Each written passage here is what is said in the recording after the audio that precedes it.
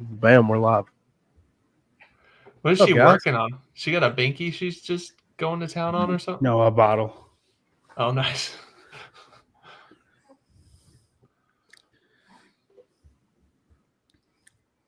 Yeah, Rock, how you doing? I completely forgot we were doing the podcast, guys. I'm not gonna lie. I was I finished biking 8 minutes ago, and then had to change her, get the bottle ready, and then I was like, oh no, and then now we're here. We're making it work. We're making it work. We're doing good. That's impressive, dude. 8 minutes? I'm impressed. That's how long it takes the bottle to heat up. Nice. How are you guys? Pretty Are you good. excited for Syndicate? I am. I really am. Yeah. It's gonna be It's good. gonna be an experience for me, man. I got You have no idea what to expect. expect. Nothing.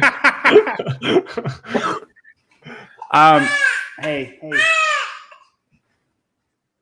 There you go. I've never been either, so I don't know what to expect either. You've been to some CrossFit competitions, though, so you got a better idea than what I do. Not a semifinal. Like the level that we're going to, it's a very specific kind of niche level that I don't know what, like, it's different than everything else. It's bigger than the ones that I've been to that aren't the games or Rogue, but it's much smaller than Rogue in the games. So why is your group covering it then? This particular one? Because we're the best. Well, I'm not saying you're not the best. I'm saying why choose this semifinal? Oh, I don't know. We're doing NorCal too. That's above my pay grade. Gotcha. It's honestly a great opportunity. Like this is the biggest thing we've ever covered. So we'll see. But we're doing 2 of them. So we'll see how they go. Yeah, I don't know if I haven't really been nervous at all. Like I haven't really put a lot of thought into it either.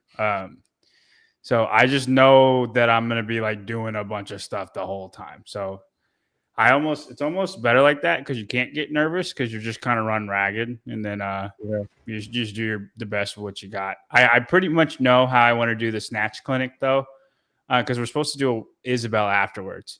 I have to do Isabel like 6 times this weekend. It's going to be like, it's ridiculous. My lower back is going to be non-existent. I don't think I'm going to work out at all the week after because I have a grid match next weekend. What is the actual Isabel weight? For heavy Isabel or regular Isabel? Regular Isabel. 135. 135. Yeah, but like I think the snatch clinic, we're gonna do Isabel like after. But you could do partner Isabel or if you want to do heavy Isabel, I guess you could do that. And then there's heavy Isabel, which just kind of the pros are going to probably do. I can't imagine anybody. It's too hard of a workout to really only the pros can do that workout. But the community cup, which I'm in with a girl from my gym. We're in the open division, not the upper division or the quarters division. We're in the open division because I told her, listen, I'm just breezing through these workouts. I'm not trying hard at all. So like, don't worry about me. We're going at your pace. Like she's an open level athlete, but I was like, we're going at your pace. Because she kind of freaked out. But you have to do Isabel in that one too, and I think it's at 165 for the guys. It's one of the workouts. So yeah, as long as I get that first one out of the way, I'll be good though. That first one's the most important one. What is the Isabel workout for the uneducated out here? 30 snatches for time. Okay. That's it. So regular Isabel, Daniel, if you are elite, you could do it unbroken. 30 snatches with 135. And it's pretty much just grip and rip and go as fast as you can. Like when you can do it that fast, there is no technique really. I mean, obviously you're kind of making hip contact if you want to, but it's done in a minute. right? So like it's just kind of grip and rip. Like regular Isabel, you'd actually have a pretty good time. Like you wouldn't beat elite people, but you would beat a lot of people just from being strong. You know what I mean? And it's so fast, right? So heavy Isabel is 30 snatches with 225. Most people can do that for one. Like, well, not even most people. I would say few people can do that for one. So heavy Isabel is a different beast altogether. Like the pros are getting 6 minutes in that workout. Yeah. So, and then I am doing, there's a JY barbell challenge. I think they're going to put my logo like on the field of play. I don't know if they're going to do that, but he asked me for my logo because he's going to put it places. And then we have 9 challengers and me, and then they get to see if they can beat me in heavy Isabel. And these 9 challengers are just all around the world.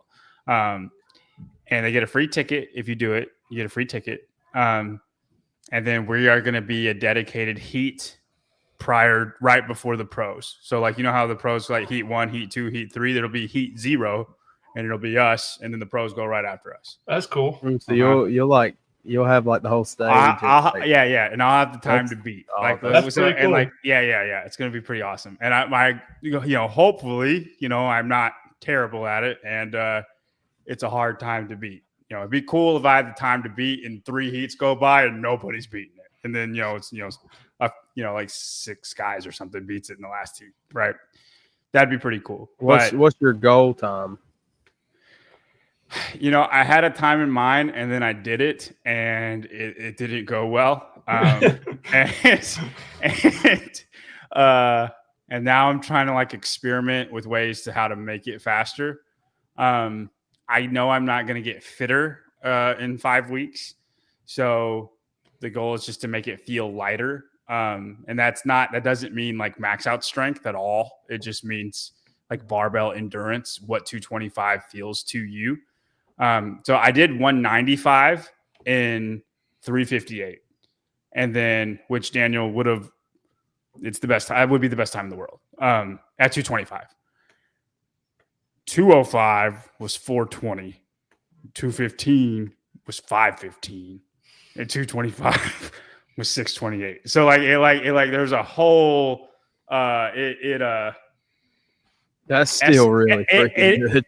Yeah, no, it's not a bad time. I'm not mad at that time, but that's not like best in the world time. You know what I mean? And I know I'm not going to be like the best in the world, but I want to be up there with the best in the world. You know what I'm saying? So, and that will beat most of the pros. It'll 5 or 6 pros, if it's, if some get in the in-affiliate semifinal, like say Dallin gets in online semifinal and he doesn't do syndicate, right? Like that's one guy that would have beaten me. Like I might be top 3. It just kind of depends who shows up. But it is a beautiful and Daniel, I know this, like you're not knowledgeable in like how these kind of things work. It is a beautiful mix of a strength fitness test.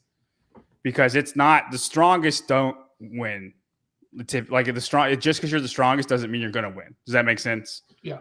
It's like barbell endurance. Like I get to like 15 really fast. Yeah. And then it's like, it's not even lungs. Like the reason I did 195 a couple times or 185, 195, because I wanted to see if my lungs were capable of moving at the speed that it would be. Right.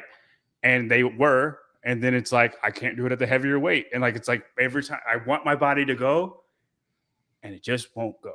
So the goal is just to make it feel lighter. And then I don't really have a goal time, just better than what I did at the thing. I'm honestly probably going to go way too fast and blow up, but it'll be a good show, What day is this going to be on? Y'all won't be there. It'll be on Friday. Dang. Oh, it's the very first event. It's the very first event. So like it'll be the first thing. It starts off Syndicate. That's the send off of Syndicate. That's cool. Yeah. And then after that, you do a bunch of snatch clinics and stuff like that. But there's so one of the guys that has like signed up to do it, he snatches 315, which is haven't done that. But he's a big guy, so like we'll see how his endurance stacks up. But how'd you find out he snatched that much? I looked him up. Yeah. No. Wilson sent me people that like, hey, we forgot 5 inquiries or something like that, and I looked them all up. Like, I got that guy. All right, that guy's not. We'll be all right. And then this guy he's a big guy, so like we'll see how he lasts through 30 snatches. Some people are just freaks, and I mean, if they are freaks and they beat me, then hats off to them. We'll see. I wonder what they would have done if I would have signed up just to get a free ticket, and then I go out there and I can't snatch 225. Like I'm just standing there for 10 minutes. So Wilson did say, as the guy who runs Syndicate, he said we are gonna like vet them to make sure that they can do the workout, because you can't go. There is no scaling of it. There's no like it has to be this. It's ran like it's part of the competition. No, that would be funny. I'm curious if anybody does that. You do get a free ticket. So, can you snatch 225, bro? No. What I figure you're right around there. I hadn't maxed, but I'd say I'm probably close to. I've never done 200. You could snatch 200, bro. Like power. Awful. I've never tried. I think you could power. The most I've done, I think, is 190.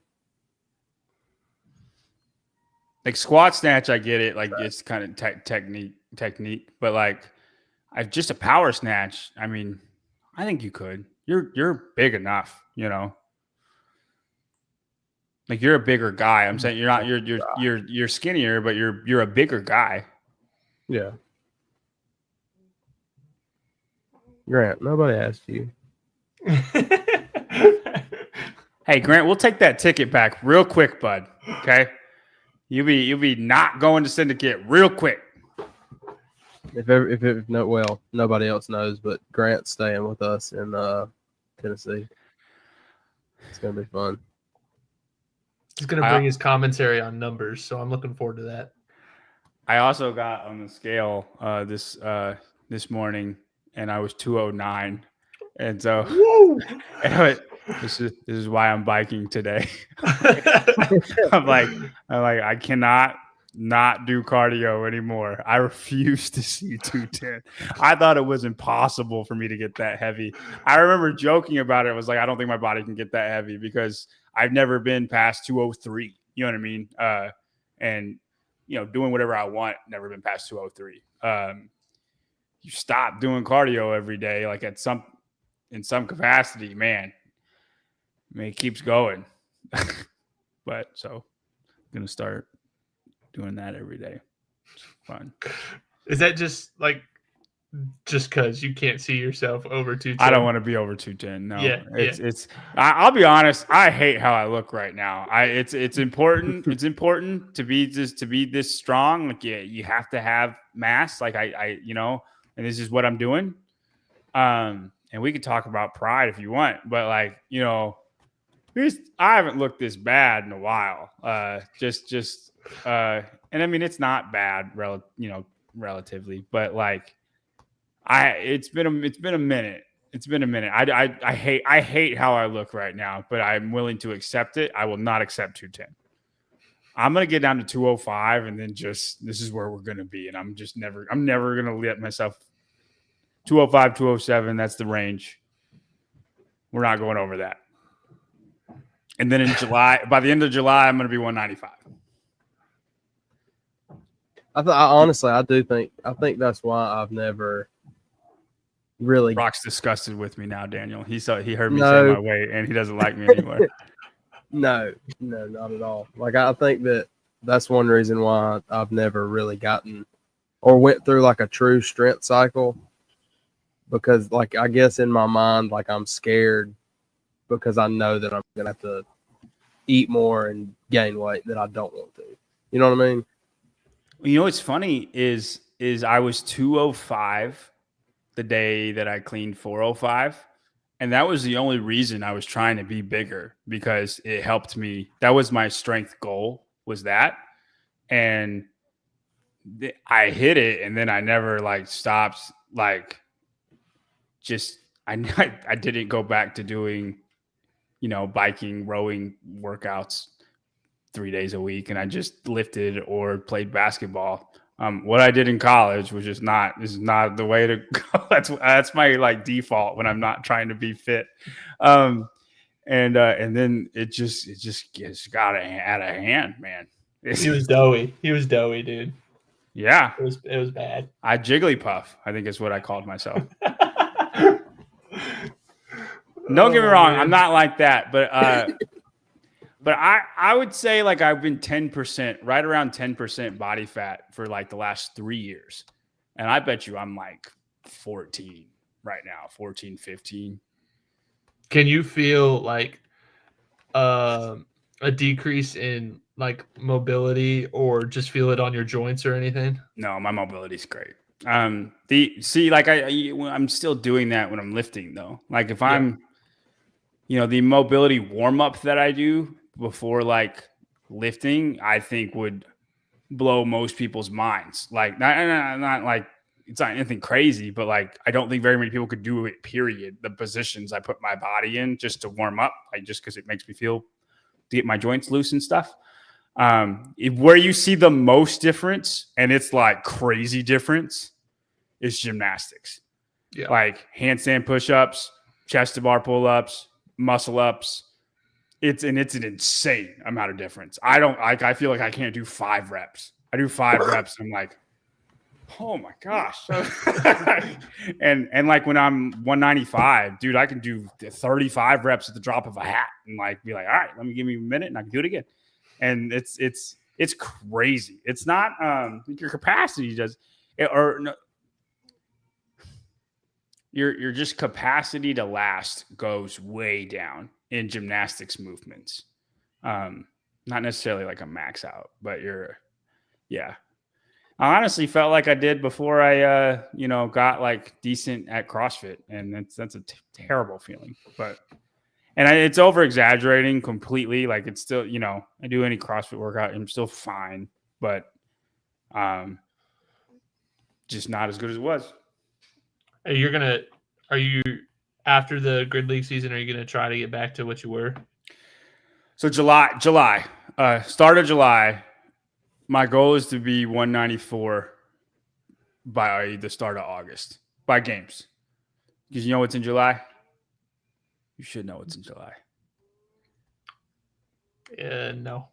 The Tour de France, Daniel. Oh. and I bike every day with those guys for an hour to 90 minutes every single day, and I get real skinny. Like the fittest that I am all year, every single year, is in August, because I'm fresh off July, and then I'm not biking anymore. I'm just doing CrossFit stuff. I don't have a goal, right? So I'm just working out, doing CrossFit stuff, and I'm little. Like it's the skinniest I am, and like it's the weakest I am, but I'm excessively strong, so it doesn't matter, right? I'm not trying to do any lifting competitions. And the smaller I am, the fitter I am. It's a straight correlate. So yeah. Brock, how's your mom doing? Jesus, she's doing pretty good right now. Yeah, that was a hard switch. I wasn't ready for that at all. I gotta catch up, dude. We should have started. We should have started on that. Honestly, we should have.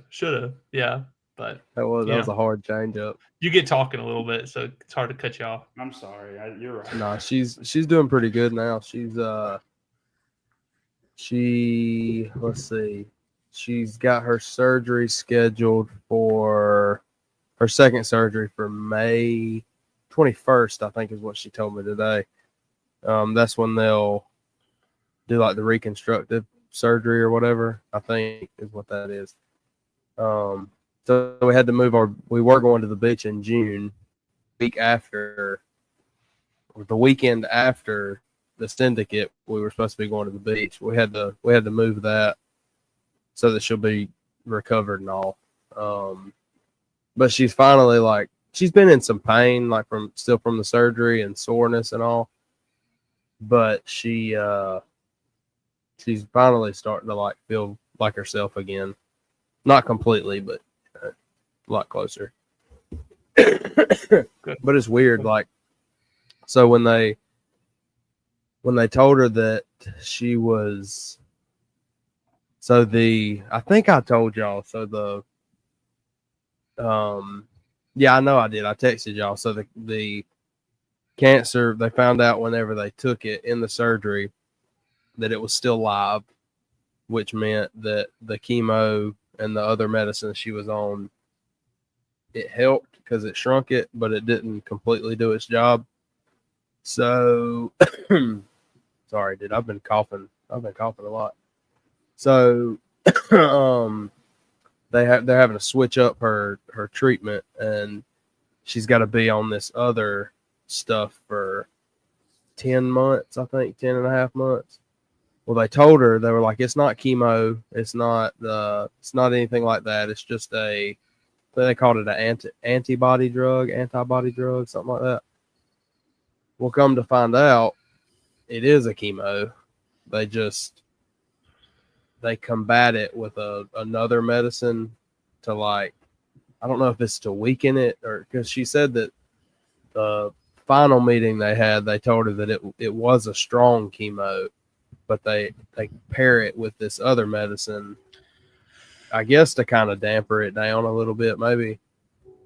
So she starts that. I think she's supposed to be getting her start date in the next week or so. So she'll have to do that for 10 months. And then I'm assuming they just kind of, as she goes, just kind of gradually check everything to make sure nothing's flaring up or anything like that. I mean, if there's still a lot of unknown. If she had come back negative, she wouldn't have had to do this upcoming treatment. Gotcha. Right. Yeah, that's tough. As far as I understand. Now, the immunotherapy that she was on, she was going to have to continue that for like 6 more months. But since it was still live, that kind of told them that the immunotherapy wasn't really effective. So they had to kind of start over that whole process. Dang. So it's shrunk a lot, but it's still there, and then they just have to do another round and see if it's right. Not there. Well, it's not there. Like, they took it out, but the problem is it wasn't dead, so it was still alive. Like, or there was still live cells, like remnants of it. Yeah. So they were worried that they don't know for sure, but they were saying that there's the problem with it still being live is there's possibility that it got in the bloodstream. Obviously, if it gets in the bloodstream, that's really bad. Yeah. But they don't know if it did. They don't know that if it didn't. So she could be feasibly completely cancer free, but still have to go through this chemo treatment just to make sure. Right. That sucks, man. Yeah, that's rough.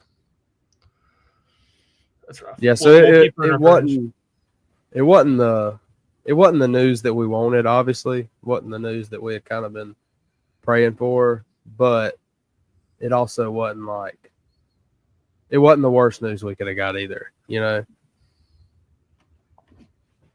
But it is it's almost like kind of defeating, you know, like you go through, which, I mean, I didn't go through it, obviously.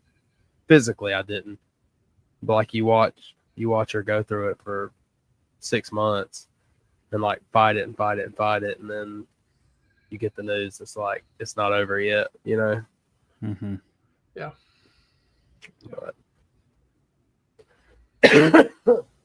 I remember my dad telling me, because my brother's, when he had leukemia when he was young, I guess he was like a step from needing a bone marrow transplant. So he wasn't doing well. But there was a point where it started to look good, like his count started to look good. And I remember my dad told me later on, he's like, I believed like God had healed him at that point, and then I just prayed that the chemo drugs didn't mess him up any further. So it's just, yeah, I can't imagine going through that. That's tough. We'll keep her in our prayers for sure. No, I appreciate it.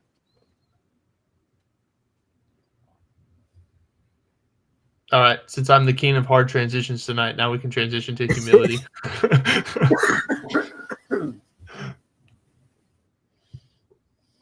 John, I'm gonna be completely honest with you. In that text thread you sent, I thought that was a joke.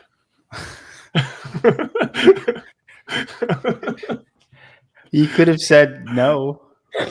No, I'd say, did you read the 3 messages right before it?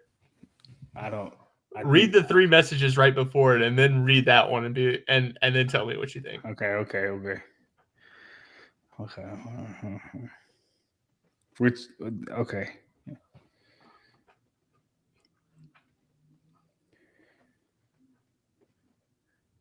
Happy Easter, gentlemen. No, I'll get it. Let's set the stage I'm lost. here. Okay? I'm lost. I'm going to set the stage here for our listeners. So, John had just basically, we had officially invited Grant to be at our Airbnb or whatever. And Brock was like, okay, sweet. We can follow Grant places to get into some cool hookups or whatever. And John goes, of course. Also, I'm offended. I have more access than Grant. My access is I walk where I want. And then the very next text was, let's talk about being humble. I didn't know if he was being serious or not, so I just ran with it. I said, I'm gonna be honest. I don't know if I knew if I was being serious or not. I want to say that I was joking, but I was probably joking with a tinge of honesty. Let's I feel like I do that a lot. Like I have a feeling about it that I know is stupid, and so I'll just kind of say it anyway, but in a joking way. That way, if it gets shot down, it's like no, it deserves to be shot down. Yeah, hedging his bet, and I'm aware of this. You know, it's but I still want it to be known. But I'm aware. Maybe that was the spirit talking to you, man. Like, hey, we need to talk about humility. Yeah, I'm the one who said, let's talk about being humble, by the way, just for our 6 listeners. It wasn't like Daniel said that. I said, let's talk about being humble. Yeah. Let the record ironic. That's why it was ironic. Yeah. No, I want to say I was joking with a tinge of honesty. I haven't told them yet that I'm going to stay with you guys. It's going to be kind of weird though, because I'm going to stay with them on Thursday, with you guys on Friday and Saturday, and then I guess with them on Sunday. What if they don't take me back and I'm homeless, stranded? Who's all staying in that house with him? Dude, who knows? I just show up where they tell me to show up. Is it going to be a rager there? No. We're all super tired. At least it wasn't the first time I went somewhere with them. There's like 10 guys, and I don't. They stay up and talk sometimes. I go to sleep like at 10 o'clock. I'm a very old man when it comes to that stuff. This is so funny. One of the girls that are on my grid team, I coach her, and she's young, and I'm gonna take her to the games, and we're gonna be special. And she's she ran a 5:36 mile on the assault runner. And dude, she's really, really good at this at certain things. And I'm telling you, we're gonna go to the games when in a few years. But she's 20, she's very young, and she goes, "Hey, do you know like our teammates?" And I'm like, "What do you mean?" And she goes, "Because they're all around the United States." She goes, like, do they like party? Because my parents are a little bit scared of me going to Miami. And I was like, don't worry, girl. I'm going to bed at 10 o'clock. Well, I'm not going out. And the most I'm doing is going out to eat. I'm going to bring Catan, and that's what the fun that I'm having. Okay. So, and if I like, it was just so cute though. Like she's a very, she's in college. So like she sees frat parties all the time. But she's very, doesn't do anything. Very good. And she was scared because it's Miami, and she was scared that they were going to go out and do stuff. I was like, I'm not going anywhere. I'm going to bed. That's what I'm doing. and it was very funny. But there, I got really go ahead. They don't party. It's not like a party. If it is on the last day, I'm already gone by then. Because we're there for a job. Everybody's we're trying to, put forward the best show. The only time it would be is Sunday night. And I'm trying to wake up for the plane tomorrow. Why do you ask? I was just curious. I don't know how it would all operate. But I'm down to bring Catan to Syndicate too, and then you, me, and Grant and Brock can play. Oh, dude, I can bring that. Okay, I'm just saying I have the extended edition. Duh. John's is better. What's your extended edition? The 5 to 6 player version? I don't know. Yeah, exactly. I got Seafarers and Cities and Nights. I don't like bringing extra stuff into it though. I like the classic better than it gets. What's your problem? It's convoluted for the sake of being convoluted. It's not no. Yes, it is. No, yes, it's not. Yes, it is. No, it's not. Rock, have you played Catan? I have not. Grant, if you're out there, have you played Catan? He hadn't commented in a while. He usually comments when he's out there. Dude, Catan's the greatest board game of all time, Brock. It's a very solid game. I like board games. Do you like strategy games? Okay. It's a game of strategy and deception, and you have to know how to be friends and enemies at the same time.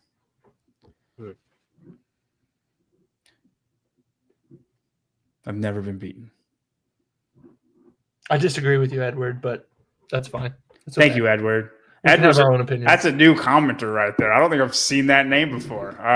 If you have commented, I'm sorry, Edward. It's very offensive if you have. But thank you. Thank you for agreeing with me. So it was really genius, Brock, how they made this game. And basically the main version is the base game. And it's about $40-$50 for 3 to 4 players. Then if you want to buy for the 5 to 6 players, it's an additional $20. So you're spending $60 on a board game for 6 people. I think mine was 90. I don't know. I don't know what we have, but I'm almost positive it was 90. I was like, if we're gonna get it, I want to get the best one. You got ripped off then. But it might have been like the 25th edition. It might have been something like that, like the 25th special edition board. You know what I mean? Something you got like a gold robber or something? I don't know. No, it's not. It looks the same, but I'm almost positive it was $90. Anyways, these other games all build onto this one game. So it's an additional $40-$50 every single time. So like for me, for example, I have the original Seafarers and Cities and Nights, and then the extension for all 3. So we're talking over $200 worth of board games sitting right there that really, like, you're going to look at it and be like, dude, they just ripped you off. And like, what yeah, a they nerd. Did. But it's so fun. It's so fun. And I'm okay. Hey, I think we should play the original first for them. Yeah. Because we're going to have to teach them. And then no, I won't bring Cities and Nights, dude. If he has never played before, it's not worth it. The most I mean, it's too much if you've never played it before to do. The most you do is add boats for people that are new. That's it. For Seafarers. Yeah. It's really fun, Brock. It's a bartering system. Yeah. We'll teach you. All right. We got to move on. Go ahead, John. This was your topic. I hear Isaiah, but Isaiah. Yeah. Oh, I'm sorry. I'm sorry. No, it's okay. It's all right. Isaiah. Our pediatrician does that like 50% of the time too. It's all good about it. Also, happy belated birthday. You did it to me. I almost sent you happy birthday on your birthday. And then I remembered you never send me happy birthday on my birthday. You always send me happy birthday a week later for like 5 years straight. You never, it's ridiculous, the consistency that he tells me happy birthday a week later. Yeah. Happy birthday, Daniel. Thank you. Appreciate it. When was it? It was Easter. 20th. Oh, wonderful birthday. Yeah. He even said Happy Easter, and I was the opportunity to say it. I think, were you leaving the door open for me to say it there? No, not at all. Not at all. All right. Go ahead. Okay. Can you think of a time where you knew that you should be humble and you weren't? And then how did you feel afterwards? And what were the repercussions of what you did, and was it worth it?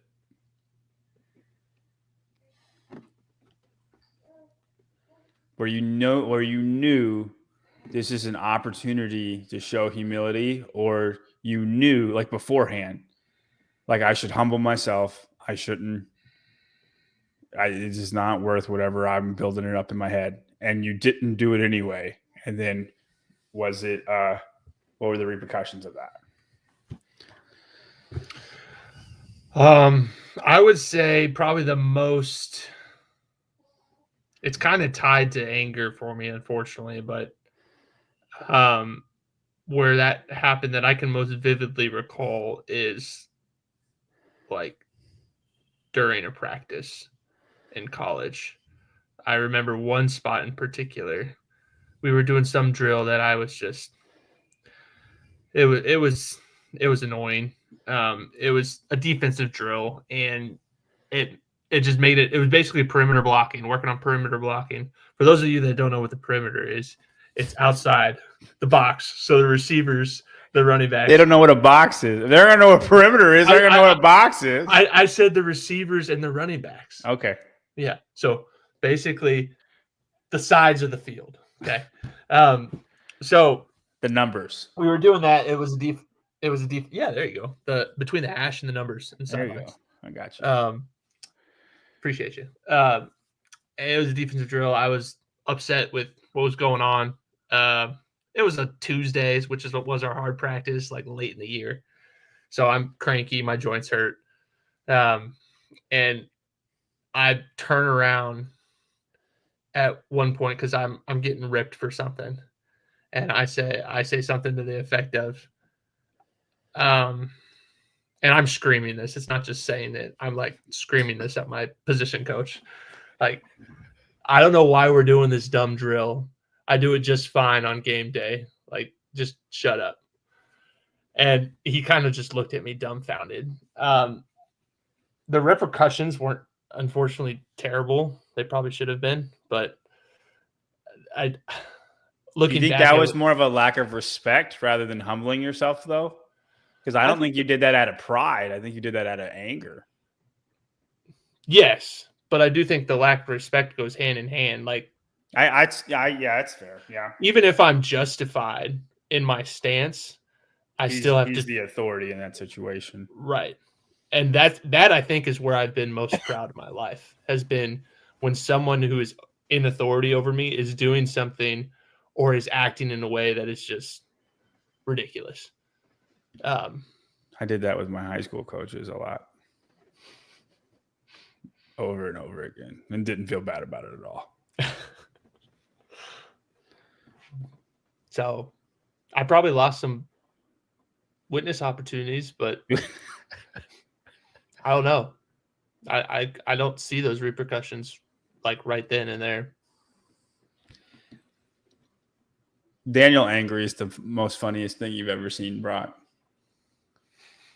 I'm serious. It could be in a sitcom because he's intimidating. Like, he's big and he's strong, right? And he's intimidating, but his voice is so high, and like it's the funniest thing in the world. Like, there's been times where he's mad at me and he yelled at me, and like it took everything I had not to laugh. And then I was like, "You're right, man."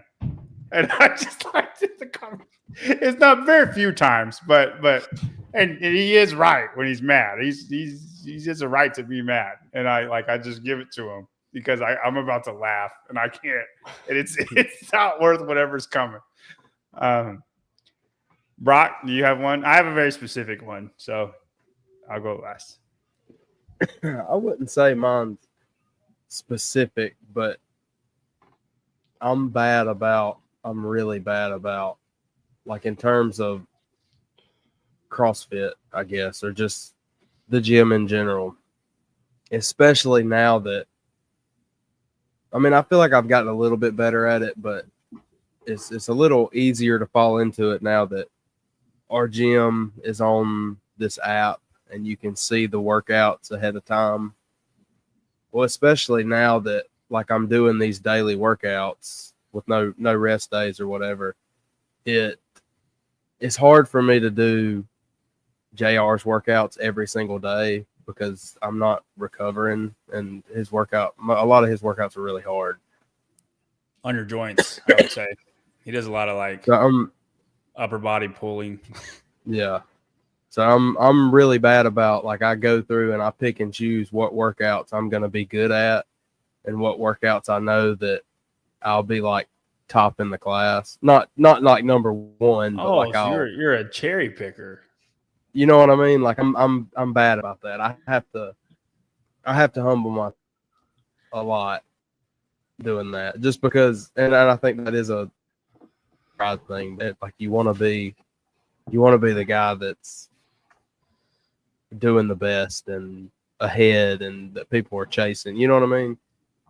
But then on a workout with like thrusters in it, like I might go at a different time and do it by myself, and I think like we've talked about it on here too. Like I don't like lifting in front of people, and I don't know why. Like I know that I'm weak, so it's like not that I don't know. I just don't like going heavy, like in a group setting. Like I would rather do it by myself. I don't know, and I think that's a pride thing. I think so. I think we should max But yeah, out nothing and we'll specific. live stream it to the internet. Well, our 6 viewers would go to It's one. basically what I did with the Open the whole entire time, just getting trashed. This is interesting. Y'all took this in a different direction than I thought about it, which is interesting. So mine is with the strong women.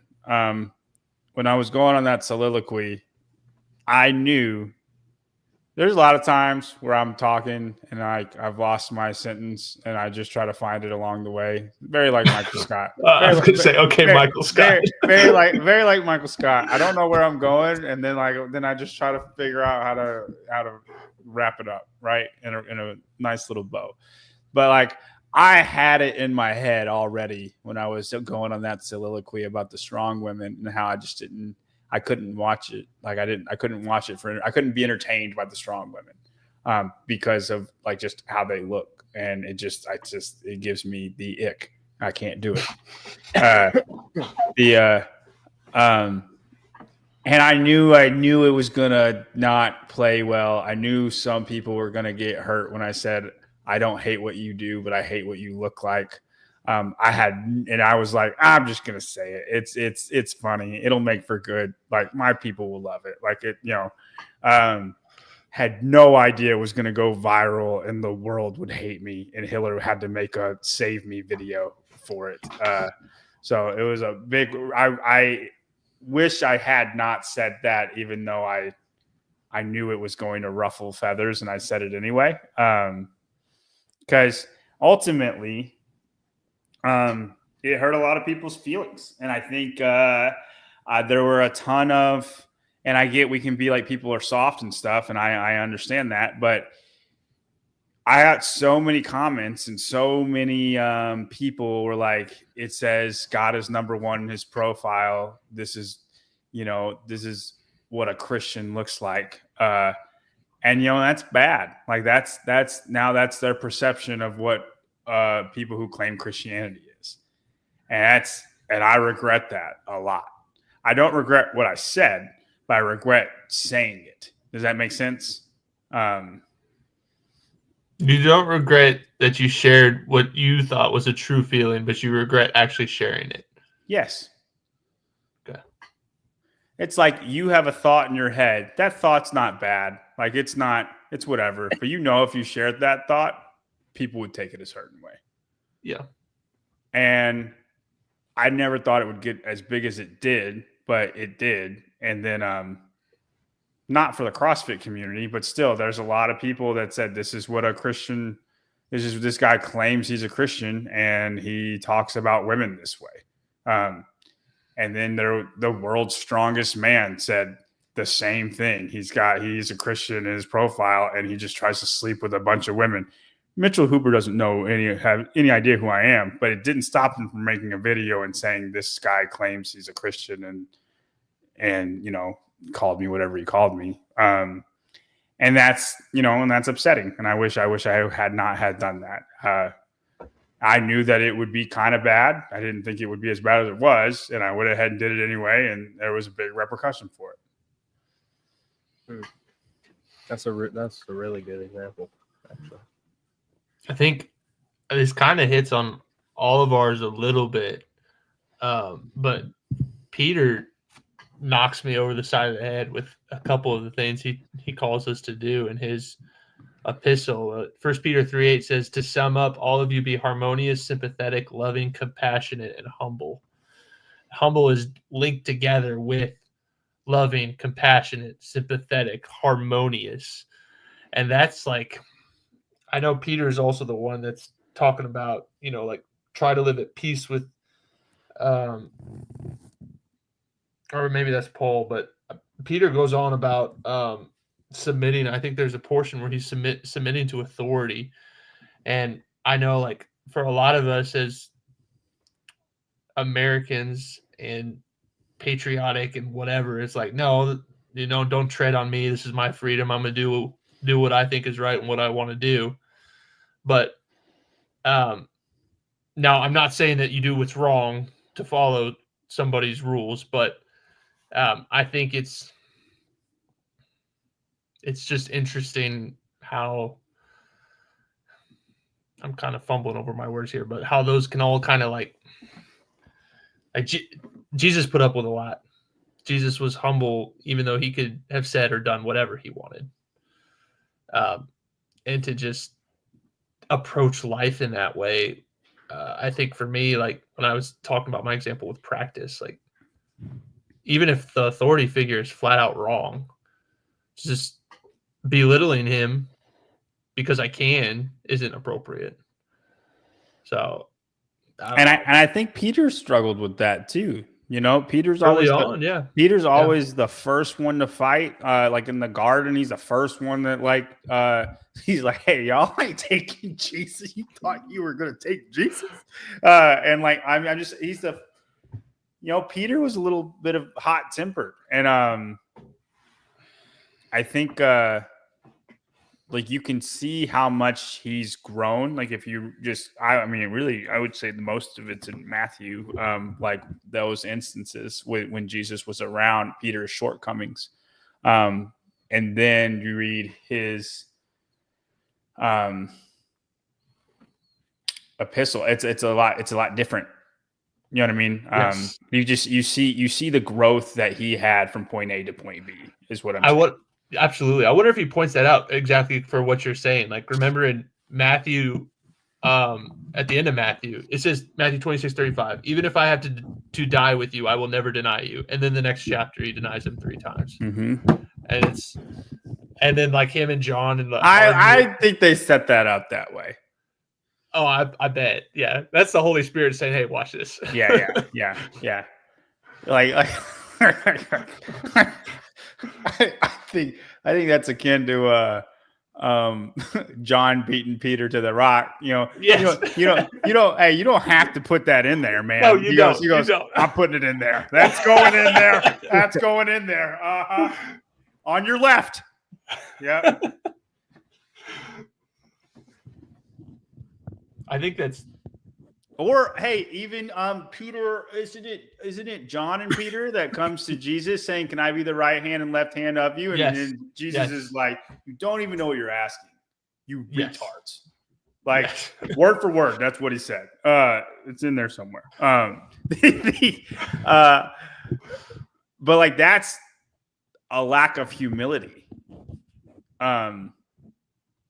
And I agree. Like, yeah, Daniel is, if you read his epistle, it's a lot different. It's a lot different.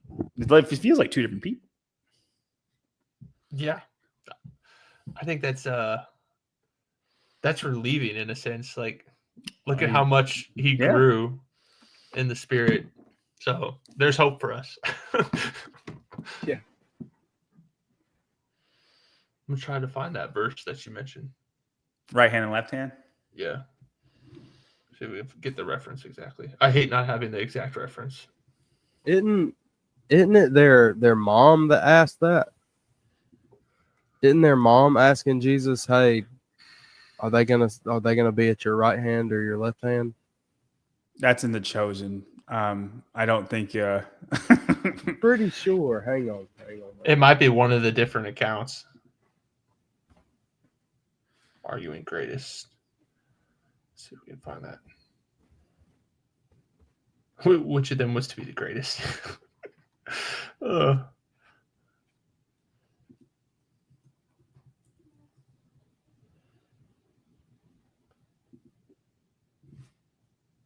This one doesn't say. This one just says among them. This one's Luke. Then a dispute also, Luke 22. Then a dispute also arose among them about who should be considered the greatest. Here, Mark 10:35, Daniel. Okay. And then you just read on. Then James and John, the sons of Zebedee, came to him. Teacher, they said, we want you to do for us whatever we ask. What do you want me to do for you? He asked. They replied, let us sit at your right, and the other at your left in your glory. Maybe it's just James and John then. Yeah. Yeah, this one, what I was talking about is in Matthew 20. Matthew 20, verse 20. Then the mother of James and John, the sons of Zebedee, came to Jesus. That's my fault, man. I don't know. I had Peter in my mind. She knelt respectfully to ask a favor. What is your request? He asked. She replied, in your kingdom, please let my two sons sit in the place of honor next to you, one on your right and one on your left. When was that one? That was in Luke? That was in Matthew. Didn't Mark come before Matthew, though? Like, maybe it's just a different kind of... Mark was written. I thought Mark was the first one written of the Gospels. I think you're right. Mark 8:38. Because this one's interesting too.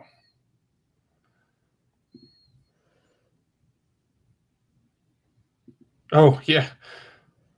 I mean, Peter did enough boneheaded things, man, and this was my error. Peter was never there. He never asked that. And Mark 8, Jesus is teaching, and Peter takes him aside and says, "Hey, man, you can't be saying stuff like that."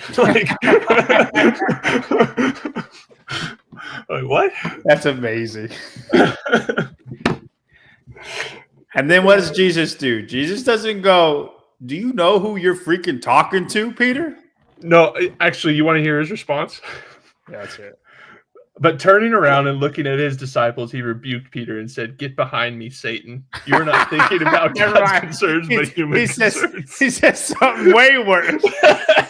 That's crazy. I'm gonna start saying that to people. The second, if second Brock goes off on fat people, I'm like, "Get behind me, Satan." That's what I'm gonna. I'm just gonna start doing that to people.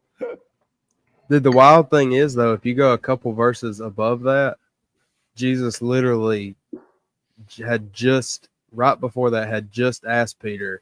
He said, then he asked them, "But who do you say that I am?" Peter replied, "You are the Messiah." But Jesus warned them not to tell anyone about him. 2 verses later, Peter took him aside and began to reprimand him for saying such things. Yeah. Like, dude just told you he was the Son of God, and you're gonna pull him to the side. Hey, man, you can't be doing that. What do you mean I can't? Get behind me, Satan. Imagine how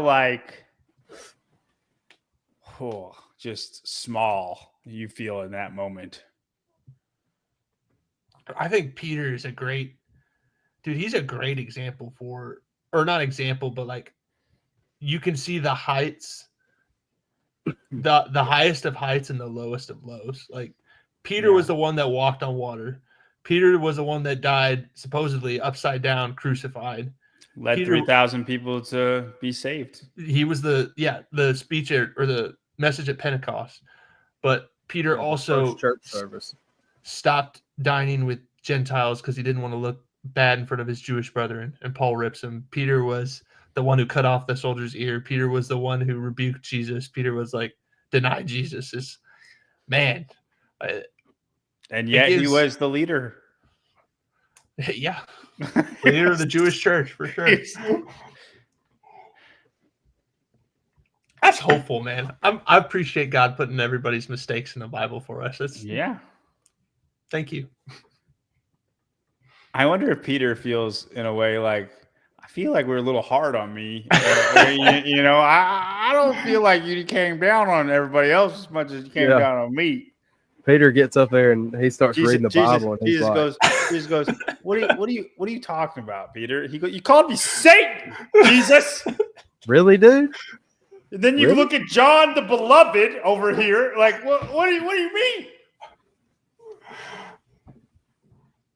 Yeah, him and David, they got all their dirty laundry aired out. Dude, David was very blessed. Don't give you a start on David. David and Jibo. David and Jibo. That's the best. Were you able to see it, Daniel? Is that one of the things you sent? It was on Instagram, though. Oh no, then no. I don't have an Instagram. If I send that stuff to Miranda, will you see it? Well, if you send it in the group chat, I might see it. Was it Bro, the it's second? probably on YouTube. It's on Instagram though. Like I send the. Oh, yes. Yo, Jibo was just talking about this nonsense just every day. He said the Sling & Wesson. I'm gonna have to look at it afterwards. I don't Dude, think it is so funny. And I understood every word that guy was saying. It's like you get it. You're rocking with him the whole time.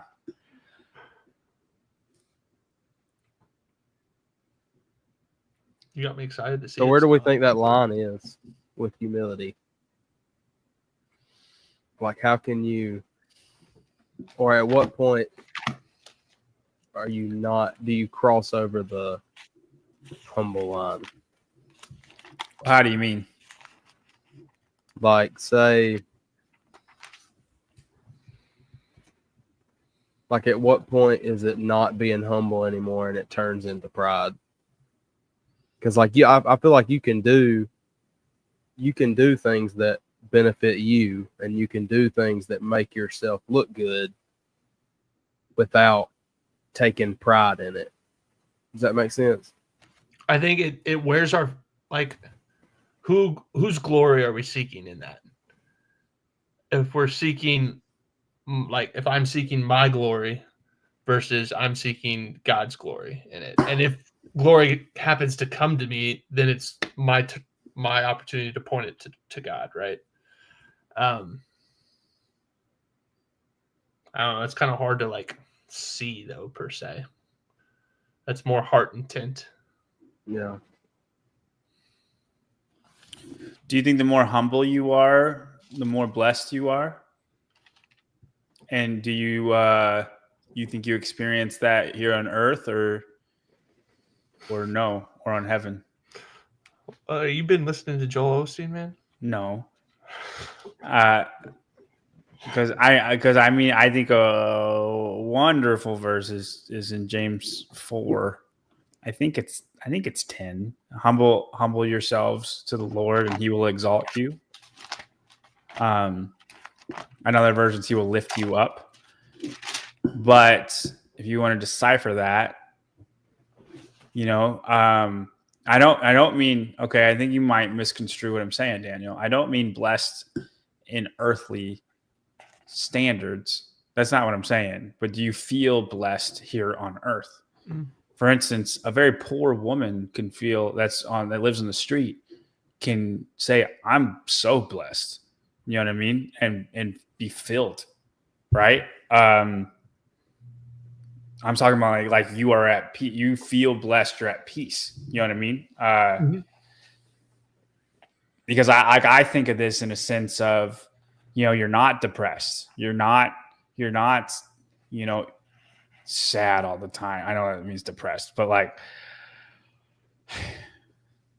I don't know. I just feel like I know whenever I'm reading, when I'm in a time of reading, I go through big time roller coasters where I'll read every day for a month and then I won't read it all for a month. It's bad. But I go on big time roller coasters. And then the times that I'm reading every day for a month, I'm so at peace and I'm so just not worried like of anything. Like I'm like, it's all gonna work out. You know what I mean? We got the tire breaks, right, or it goes flat. We got to get a new tire. We got to get a new car because of it. We'll get a new car. Be fine. You know what I mean? Like, God forbid, but Abby gets sick. Let's take her to the hospital. It's gonna be fine.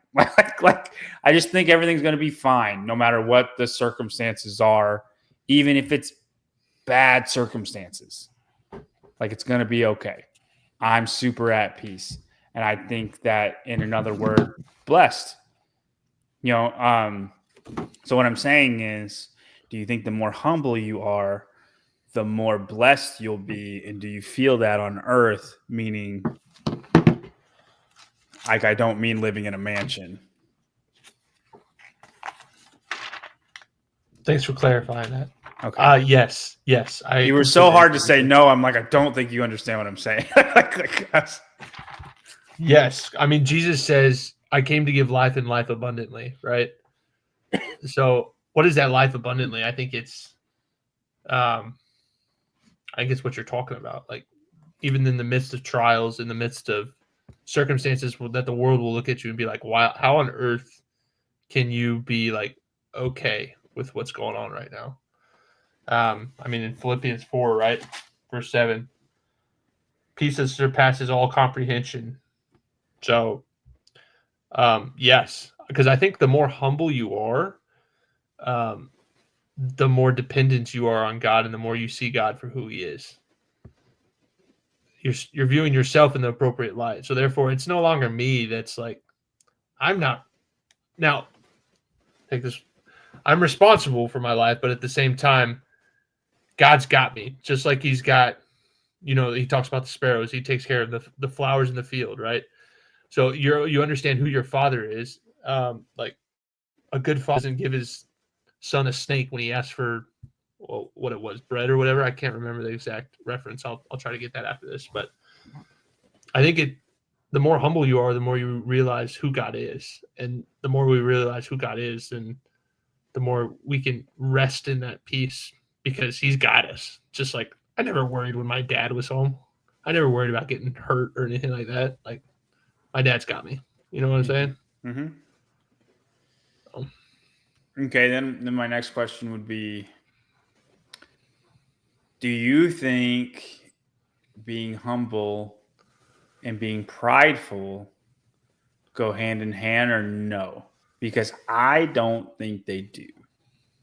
I think you can be humble and yet still prideful at the same time.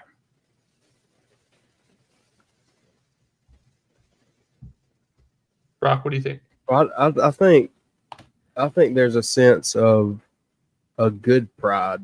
Like, I think you should, and I think that's the type.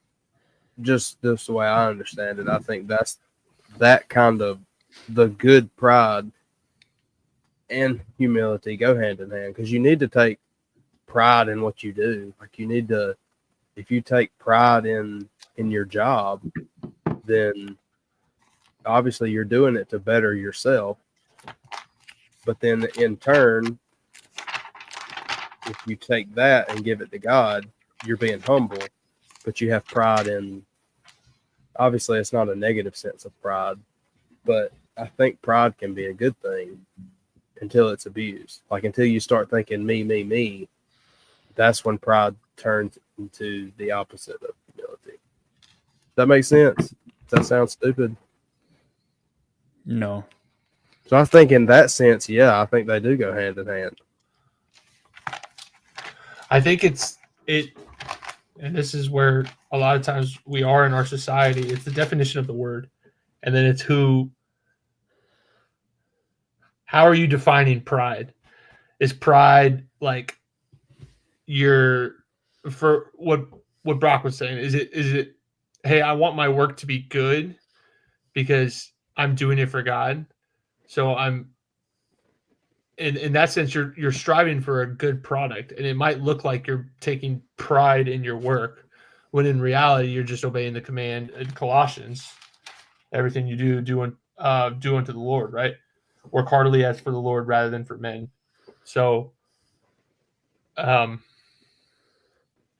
yes and no. It depends on It's the definition. it's tricky, right? I think it's tricky because I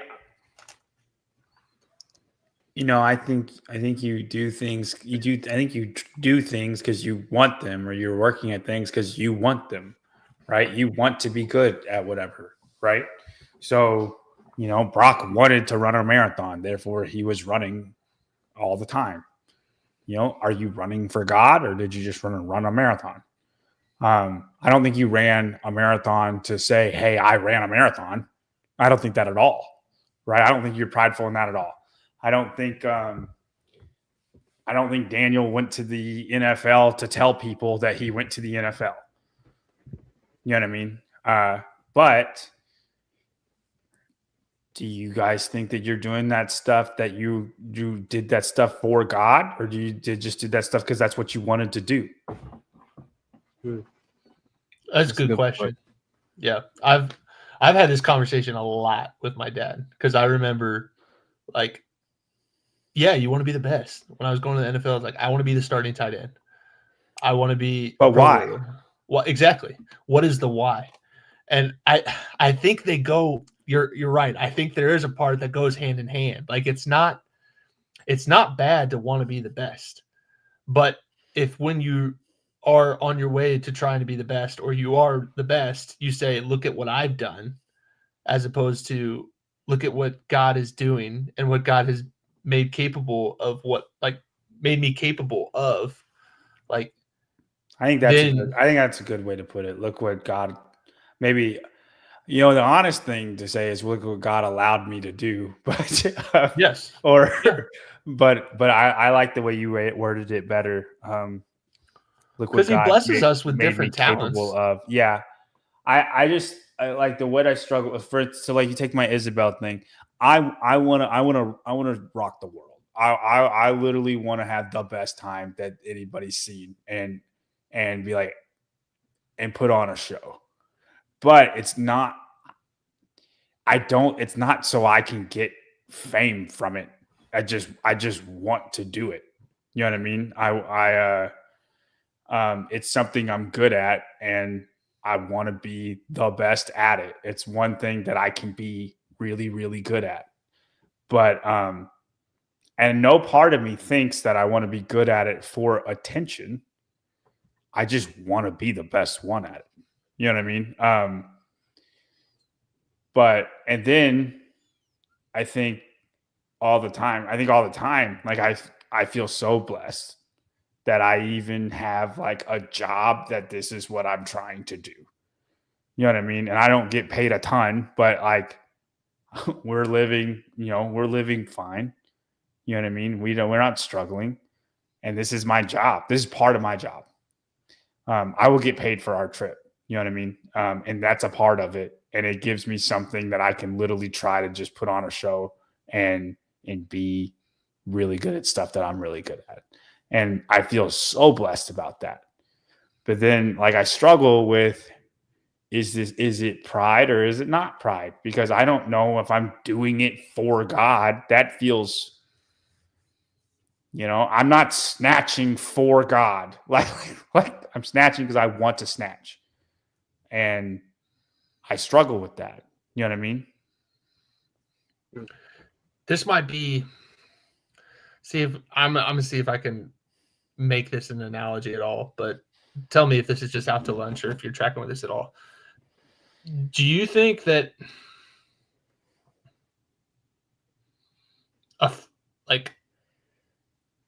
a flower, like a beautiful flower, is thinking about, well, obviously it doesn't have thoughts, but like, I'm being beautiful for God, or it's more so God has made that flower and it's going to be beautiful? Do you get what I'm trying to say? Like, if God gave someone an incredible musical talent and that person chose to not use it or to not maximize it, like, that would be a waste of the talent. Yeah. So I know what you're saying, dude. This is it's a gray line, but like, if you take the parable of the talents, for example, the dude that just buried his talent, he got ripped. And part of me thinks, and then this makes me feel prideful. You ready for this? Part of me thinks the fact that you're even asking the question means you're not. But then, like, you're like, but you're just saying that about yourself. Like, you see how, like, back and forth I feel about it. Mm-hmm. I think it's great that you're having these questions. Like you said, you're checking your heart. I mean, where's your heart? Yeah, I think a big part. I do think a big part of humility is surrounding yourself with people who aren't afraid to humble you. Mm. You, especially your wife, because she's around you 24/7, and my wife has no problem doing that. I don't know about y'all's, but mine's really good at it. But like your friends, like, I don't think you should have. Yeah, you're awesome. Like, I think you should have a small circle that's not afraid to be 100% honest with you at all times. Friends aren't friends if they're not telling you the truth. We've talked about that before. What's the most loving thing I can do as a person? Tell the truth. Yeah. Tell them they're going to hell if they don't repent. Yeah. Brother Jeb. I ever tell you about that guy? No. There's this guy at Speaker Circle. In Mizzou, there's a thing called Speaker Circle. You're allowed to go there and talk and say whatever you want. I don't know if you can do that anymore, but it's what it's for, to, like, a judge-free zone. You can say whatever you want in this little circle. And this guy we called him Brother Jeb. He would stand on a box and he would just yell at everybody and tell them they're going to hell.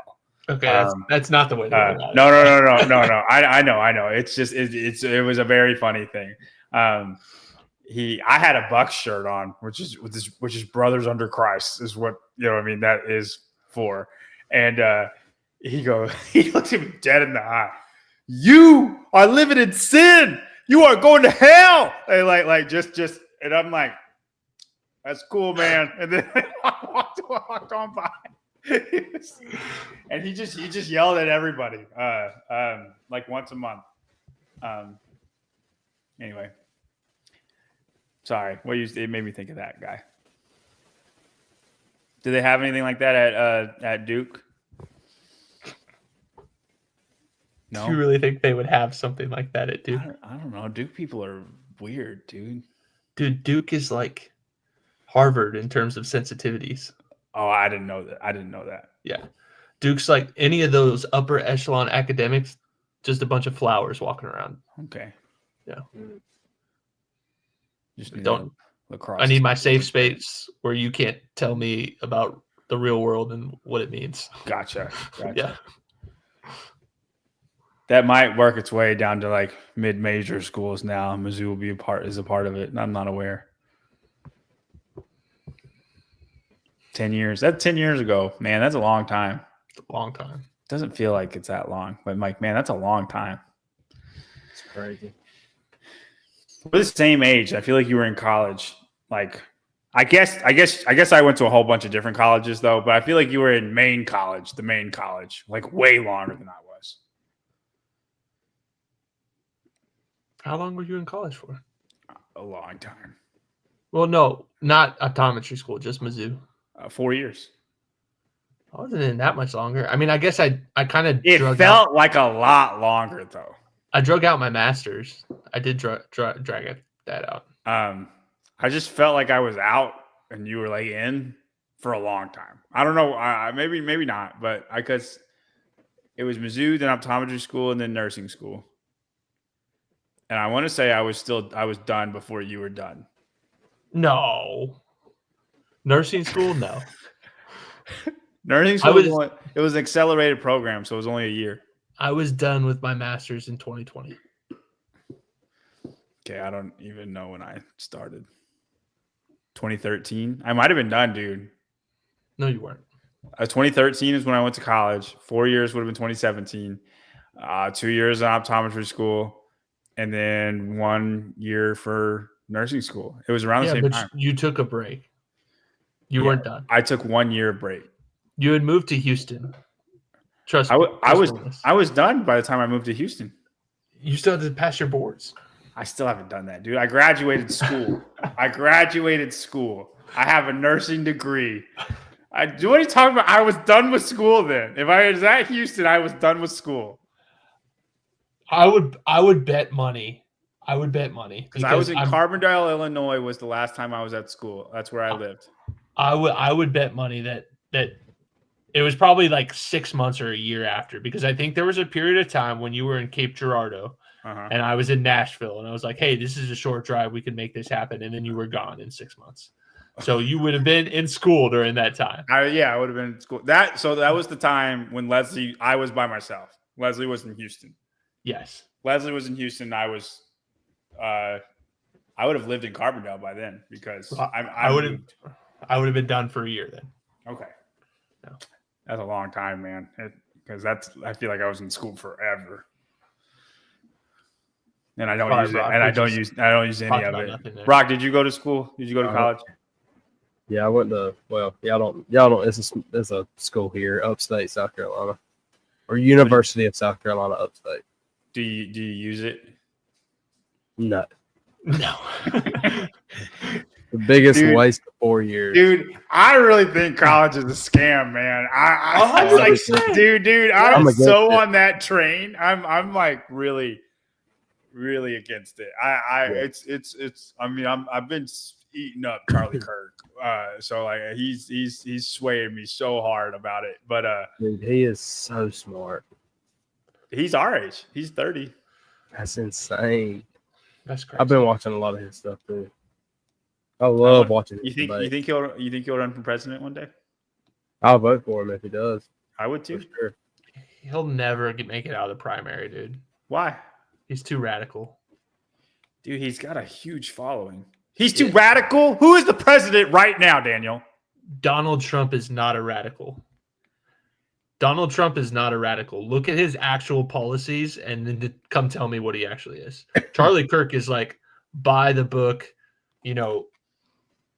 like I'm not going to say far right extremist, but he's very conservative. Donald Trump is what the Democrats were 40 years ago. Back when Reagan was doing work. They've gone off to psycho land where it's cool to, Did y'all see Trump's Easter post? Yes. Did you see this? I might get in trouble saying it. There's I don't know where I saw it. But it was like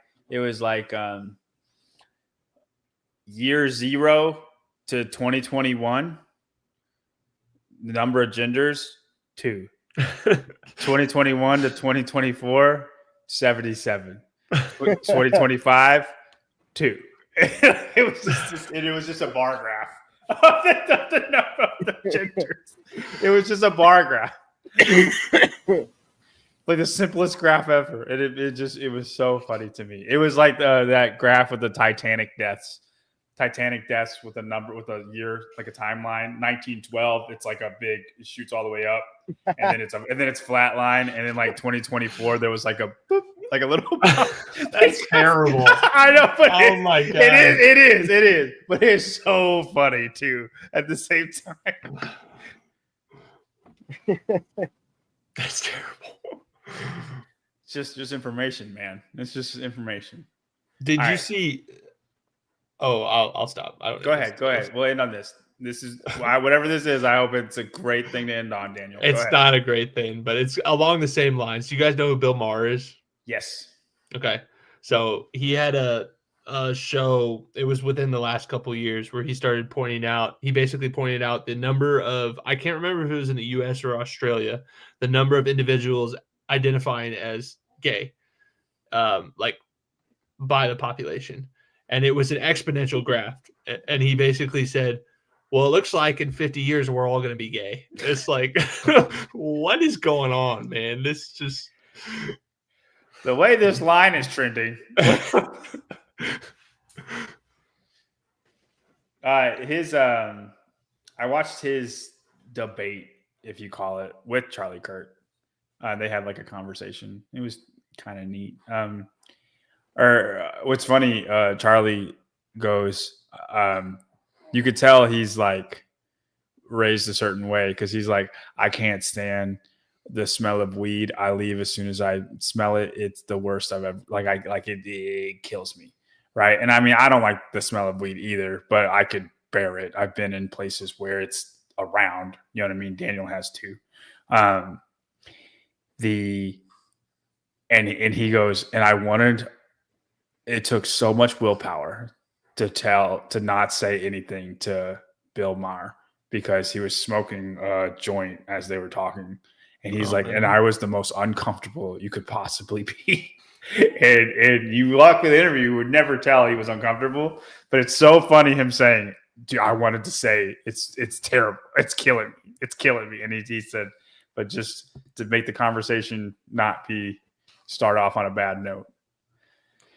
Grant wants to get me while I'm at my least fit. He wants to do 24.1 against me.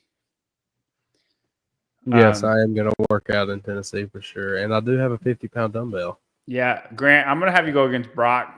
He's going to be the 24.1. I don't know if you heard, but I'm going to have to do Isabel a million times, so I'm not doing any other hinging. Brock is my tribute. Okay? He's official. 24.1, that hurt. I don't know. You're not going to have to hurt to beat Grant, though. You could kind of chill and beat Grant. I don't know if he knows how fit you are. I will make you wear a JY Barbell shirt, though, when you do it as my tribute. I'll be handing them out for free all day. The whole entire. I'm for sure bringing my JY Barbell shirt. Oh, you have one? I didn't know you had one. I would support my dog. Oh, okay. All right. I'm going to give them out for free, like a lot. I'll hopefully sell some, but anybody who comes to my clinic, I'm going to just give everybody one. When's your clinic? Because I need to learn how to snatch. I don't know. I'm going to teach you. Yeah. Okay, cool. This is a really random question. What's the guy? What'd you say the guy's name was that is over the whole thing? Wilson. Is he a Christian? I think so. Do you know? I think he is. Yeah, him and JR resonate. He talked about it with me. He said JR told him about me, so I don't think he would have brought that up if he wasn't. I didn't really pry or talk about the competition. So, but why? I think he is. A random question. I actually think it's going to be on Friday, Daniel. Dang, man. That's when Isabel is. But I might be doing them all week, though. I might be doing one a day. You know what I mean? Oh, well. I'll figure it out at some point. Well, I bet you will snatch more than Grant. That'll be a good battle. Let's do that, Grant. Let's have Daniel versus you in snatch, and then Brock versus you in 24.1. Daniel's never snatched in his life. Okay, you got a big head start on him. I have snatched, but nothing of significance. He snatched. Yes. He's. Didn't you say that most of the time that they'll have like community workouts and stuff too? Mm-hmm. Yep. Yep. They're going to have something like that every day. When I have like a schedule, we're supposed to have a meeting and I'll have a schedule of everything. I'll let you guys know when the schedule is. But yeah. Oh, dang, Daniel. He can do Isabel in 3 minutes. That's pretty good. I don't think I can do that. 135 Isabel? I don't know. I don't know. I don't know the last time I tried. Oh, I guess we did. Was that 95 that we did snatch with that one thing? I don't know. It was the open workout. It would have been 95 then. I think Daniel could do Isabel in 90 seconds. No way. Dude, it's literally just grip and rip. You don't even need to make contact. You can do 30 muscle snatches. It's light enough. You can just muscle snatch, and then you just have to have a little bit of hurt in you, and you do. You got to be knowing that you can. Like you're gonna have, like you have to be okay with hurting. But I think you when you get in front of people, like you'll find it in there. Your adrenaline will be pumping. It kind of sucks when you're going into, like, normally I'm pretty good at hurting, I guess. But when you, like, before you start the workout, when you go into it, like 30 seconds before or a minute before, and you're thinking, I've got to go there in 30 seconds. Oh, I don't think that at all. We have way different thought processes. Really? Yeah. Now, to be fair, I think we are hurting in very different workouts. I think the workouts that you are capable of hurting in, I'm just surviving till the last minute. You know what I mean? Like it's a paced effort, so I don't fall off. Is that fair? Yeah. Where, well, like even in the middle of a workout, like 25.3, when I was walking, yeah, dude. like, I'm just pacing walk myself, like to the last row. Like I was thinking on my way to, when I sat on the rower, I thought to myself, this is gonna hurt really bad. I don't have those thoughts. The thought. Go ahead, Daniel.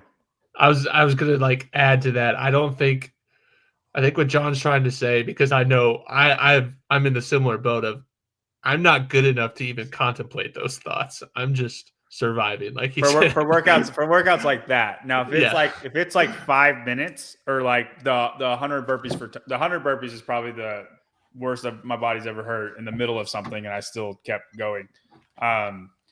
That though, I don't think, oh, this is gonna hurt at all. I just think it'll be fine, and then like it'll hurt in the middle of it. But like if I don't tell myself it's gonna hurt, I don't even feel it hurting until I'm 3 minutes in. And then when you're in it, you're in it. Like you're not even thinking about it. It just hurts. But if you're thinking about it beforehand, I think that hurt comes way sooner because you're dreading it. If you're thinking, I'm about to rock this, man, what are we talking about? And then you don't even feel it until it's too late. And then you have to have like 1 minute of darkness that you're okay with. Dude, that is 100% a personality difference. Because I can identify with you so much, Brock. But I know John is the polar opposite of me in terms of personality. So yeah, then you a lot of times my pride kicks in during a workout because I'm thinking all these people are in here, especially during a competition. I'm like, all these people are in here. Do not make yourself look like an idiot. Like, you're going to stop if you don't hurry up. On these 20-minute AMRAP workouts, these workouts like that, dude, I'll get 13 minutes in, and then I'll look around and be like, it's getting bad. It's like hey, train's about to leave the station. Let y'all know we're about to slow it down. I have zero pride in those workouts like that.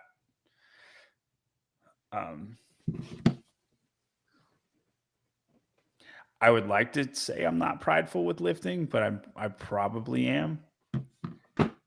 But I'm a very carefree spirit with that.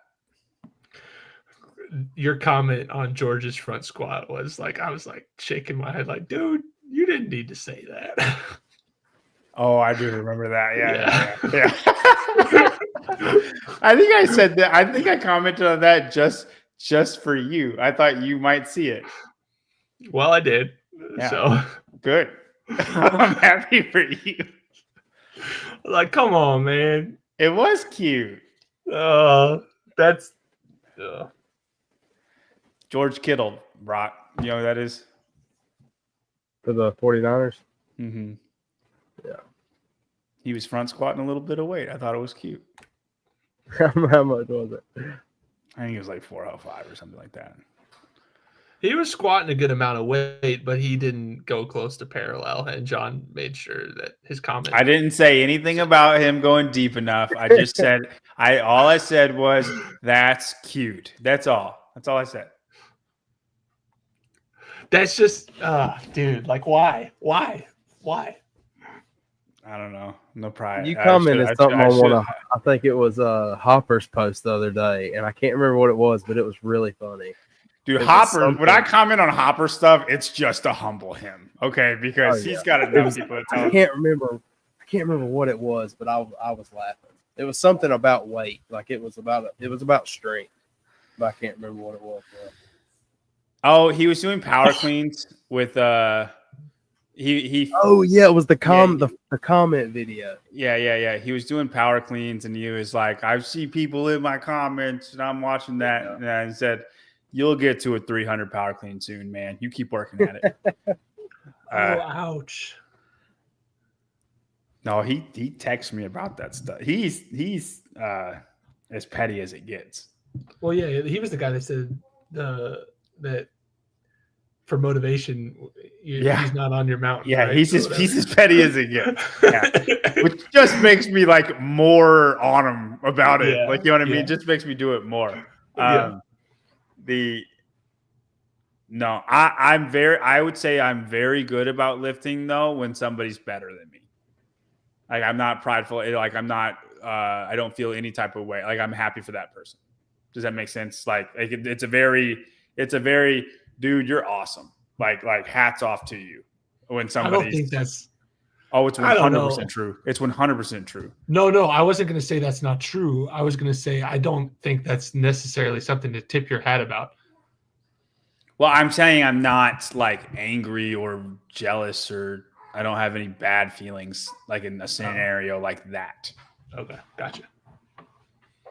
If I think that somebody's not better than me, then they're not better than me. But if somebody's better than me, like it's like almost like I respect what you have. Yeah. Does that make sense? It's a respect thing. Yeah, 100%. I get that.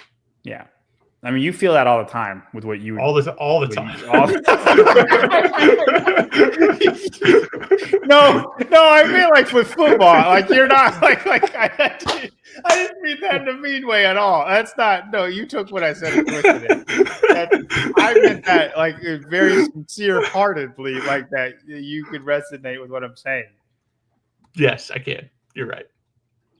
Like, not many people are better than you. When somebody's better than you, you're like, hey, you put in a lot of work to be better. Oh, I was going to go with the opposite. Like, there's several people that I've played with that are a lot better than me. Like, yeah, sorry, I'm not touching that. So, but you're okay with it. It's not like, you know what I mean? Yeah. Okay. We're not even talking anymore. Okay. All right, guys. If you have any questions, next podcast, just comment down below. Comments, like and subscribe. Do you guys have anything you want to end on? Is there anything exciting happening this week? I'm gonna go downstairs right now and try one snatch at 135. See how hard that is. Okay, it's not very hard. Hey, dude, I had a vicious bike workout. If you guys want to do it, it's I think Brock will win, but it's vicious. I'm interested to see how me and you go. It is every 5 sets. I want you guys to do this workout. We'll come back and then we'll talk about this workout. Okay, 5 sets. You do a salt bike, Daniel, even though it makes me upset. You can do salt bike. 2 minutes on, 2 minutes off. Okay. 20 cal bike, max pogo burpees. So you load the barbell up with 10s. You have to do a burpee and then jump. That's 1. Okay. So like, here's the barbell. This is you. You do your burpee, jump. That's 1. Burpee, jump. That's 2. Does that make sense? Yeah. So a pogo burpee. I'll take a video if you don't get it. And your score. Your score is pogo burpees. Now, Pogo. every single round, again, you get 2 minutes of rest, right? Every round, it goes up by 5 cals. Oh, So the 5th round is 40 cals. 2 minutes on, 2 minutes. So you have 2 minutes, 40 cals, max pogo burpees. gee whiz. If you do not do the allotted cals every single time, you get no score. So it gets 20, 25, 30, 35, 40. Those are the round. Those are the bike rounds. So like, let's say I had, I have no idea what my burpees would be, but let's say I had 35 burpees going into round 5. If I don't get 40 calories, then they No don't score. count. Yep. Oh man.